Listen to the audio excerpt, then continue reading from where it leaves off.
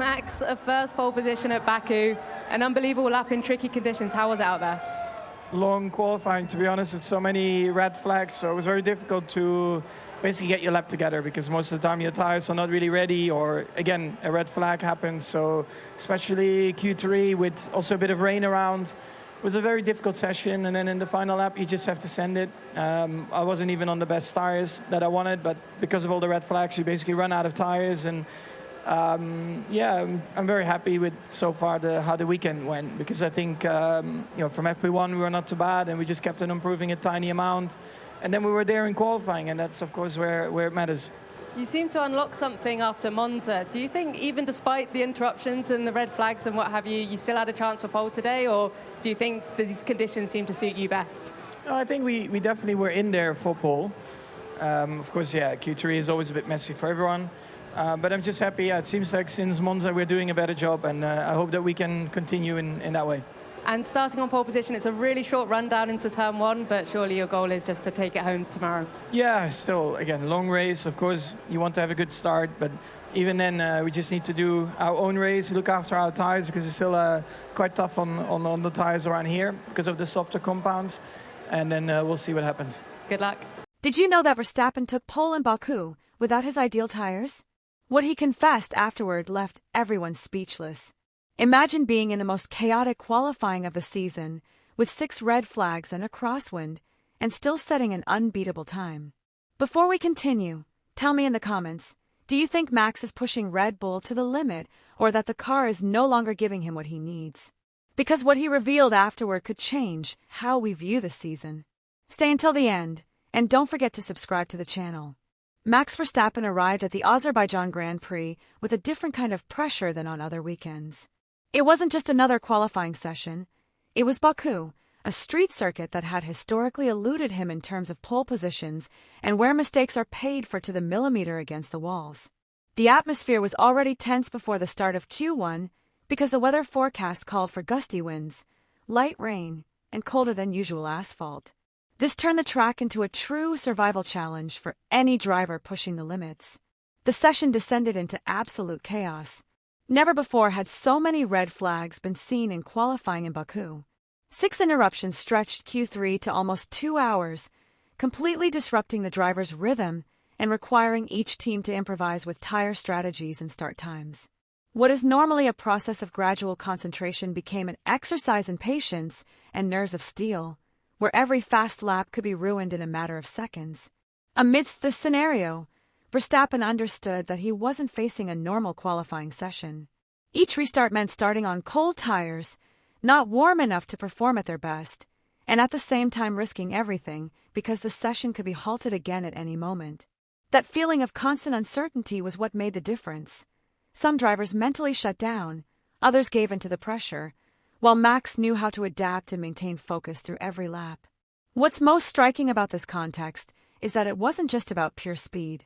Qualifying in Azerbaijan became a test of psychological and technical endurance. It was necessary to manage tire wear, adjust braking points with the wind by moving the car from side to side, and at the same time, calculate the exact moment to launch the final lap.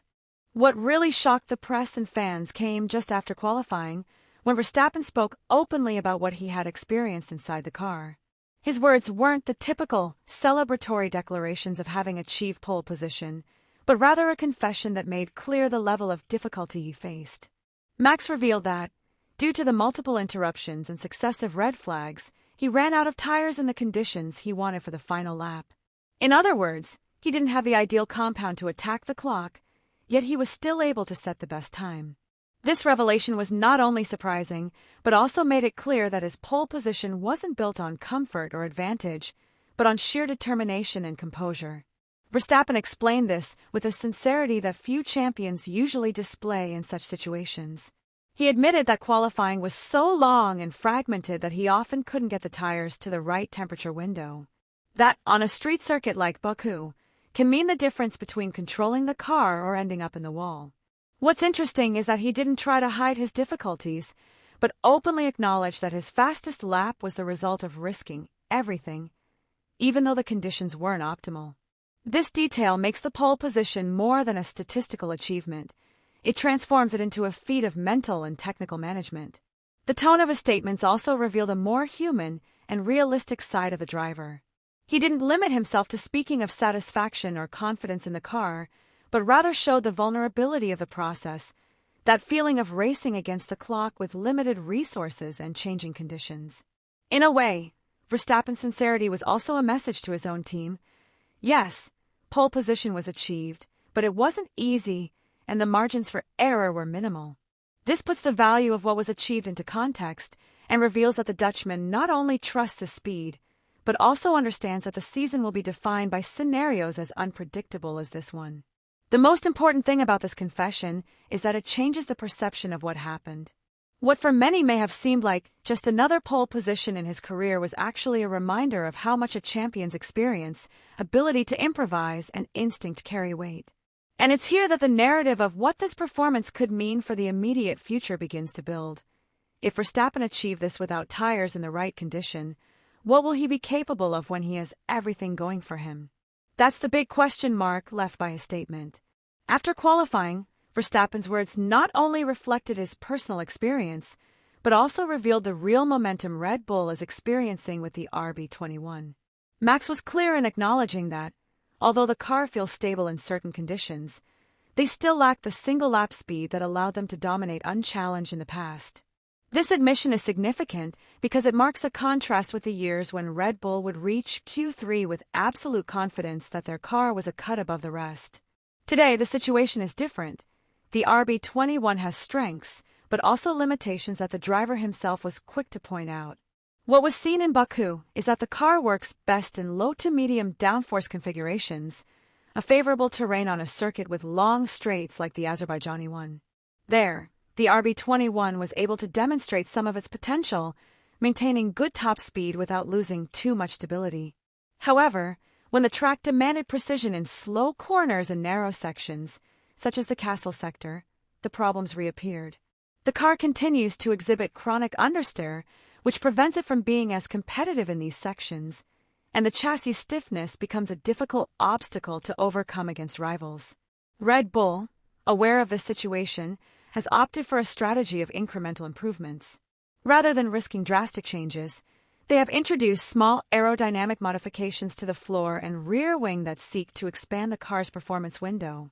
It's a pragmatic approach, designed to maintain competitiveness on mixed circuits like Baku, although without completely addressing the concept's structural weaknesses. Verstappen himself admitted, there is room for improvement, both in what the car can offer and in what he can extract lap after lap. Most interestingly, this stance by Red Bull sparks an internal debate. Are these gradual adjustments enough, or will there come a time when rivals get close enough to challenge its supremacy? The pole position in Azerbaijan showed that Verstappen's talent can compensate for many shortcomings, but it also left the impression that Red Bull no longer has the same technical advantage it enjoyed in previous seasons. This perception could change the dynamics of the grid and make each race more dependent on the driver than the car. Verstappen's words after qualifying weren't just a technical confession. They also opened up several interpretations of what this moment means for him and for Red Bull.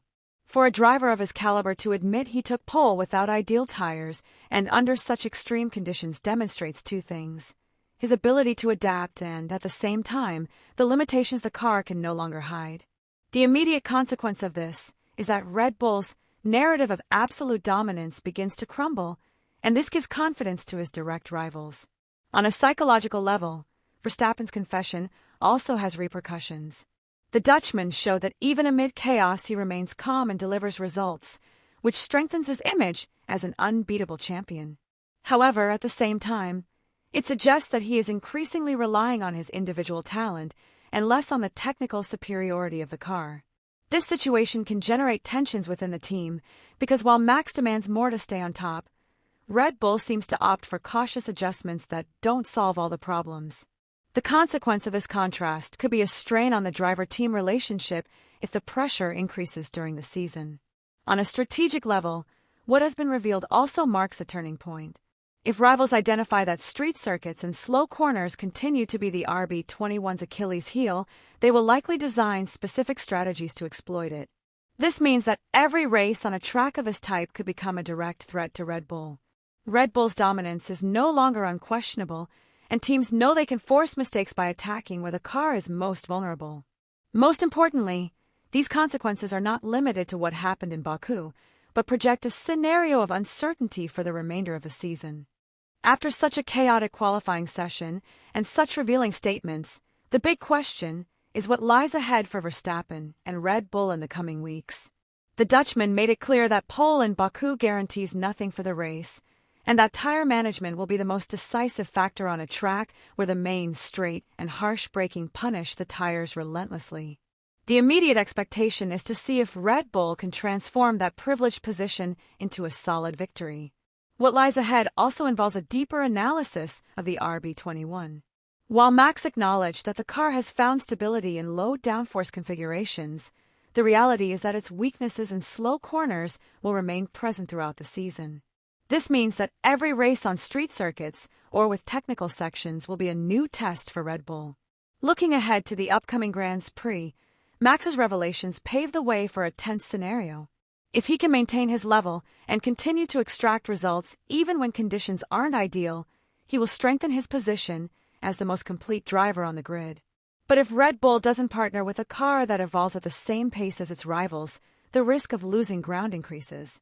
The most striking thing about this prospect is that Verstappen's words don't sound like a simple warning, but rather a reminder that he's willing to push every situation to the limit. In short, what happened in Baku wasn't simply another pole position for Verstappen. It was a stark warning about the fine line Red Bull is currently treading. The Dutchman managed to shine amidst the chaos, on less-than-ideal tires and under extreme conditions that highlighted both his talent and the limitations of his car. The consequence is clear. The myth of Red Bull's absolute superiority is beginning to crumble, and at the same time, Max's image is growing as a driver who can overcome anything. Verstappen's revelations also change the way we interpret the rest of the season. While many thought Red Bull would dominate without question, Baku proves that every detail counts, and that the difference can be a moment of inspiration or resource management under pressure. Now the inevitable question is, do you think Verstappen can sustain this level of demand for the rest of the season, or will there come a point where the RB21's limitations hold him back? Leave me your answer in the comments. Don't forget to subscribe to the channel.